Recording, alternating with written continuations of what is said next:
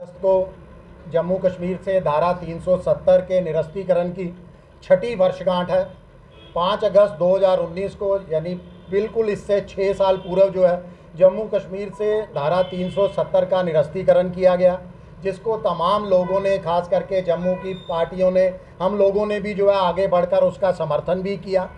मगर इसके साथ साथ धारा 370 के निरस्तीकरण के साथ साथ जम्मू कश्मीर से राज्य का दर्जा छीन लिया जाता है। जम्मू कश्मीर के जो है वो 2 हिस्सों में बांट दिया जाता है। हमारे से लेह लद्दाख को अलग कर दिया जाता है।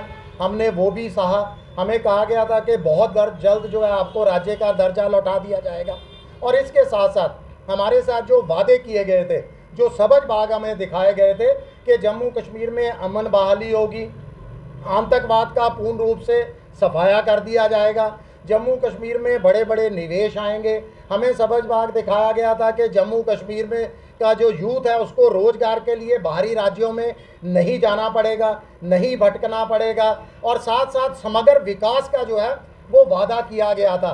मगर 6 साल का लंबा अंतराल बीतने के बाद आज ज़मीनी हकीकत ये है कि ये तमाम दावे जो है वो धराशायी साबित हुए हैं।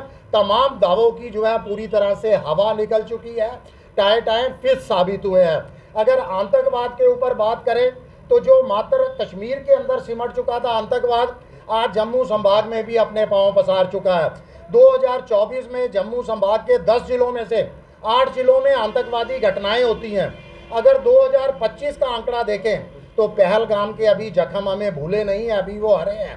पहलगाम हमले समेत जम्मू कश्मीर में लगभग 100 आतंकवादी घटनाएं जो है वो घटती हैं 2025 में, और 2025 अभी ख़त्म नहीं हुआ है।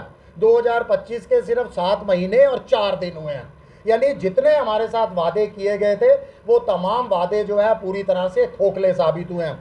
देखिए, 7 अगस्त को इंडिया गठबंधन की जो विपक्ष है, पूरा का पूरा विपक्ष की एक बहुत महत्वपूर्ण बैठक जो है वो दिल्ली में होने जा रही है।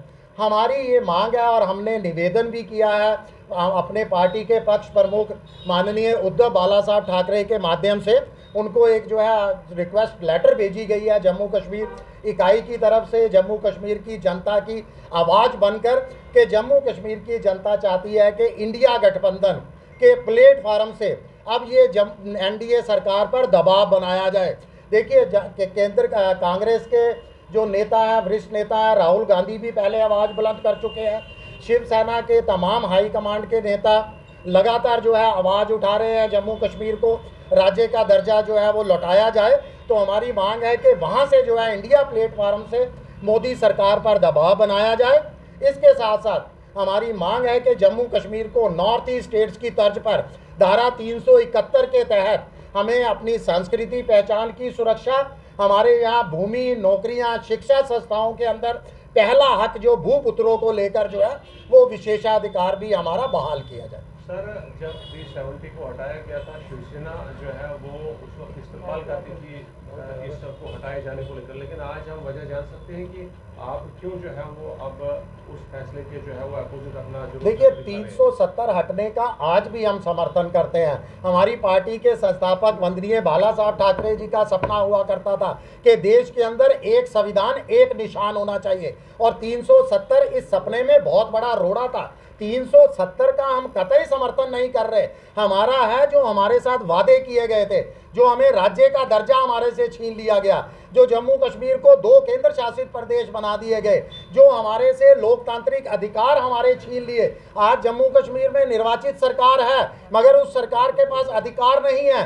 देखिए, सरकार के अधिकारों के हनन के साथ साथ हमारे मतदान के अधिकार का भी हनन है कि जिसको हम चुनकर जो है गद्दी पर बिठा रहे हैं उसके पास अधिकार ही नहीं है। हमारे लोकतांत्रिक अधिकार, हमारे जम्मू कश्मीर देखिए एक बॉर्डर स्टेट है। तमाम नॉर्थ ईस्ट के बॉर्डर स्टेटों को आपने धारा 371 के तहत विशेषाधिकार दिए हैं। तो जम्मू ने क्या गुनाह किया है, जम्मू कश्मीर ने क्या गुनाह किया है? जम्मू कश्मीर के साथ सौतेला व्यवहार क्यों?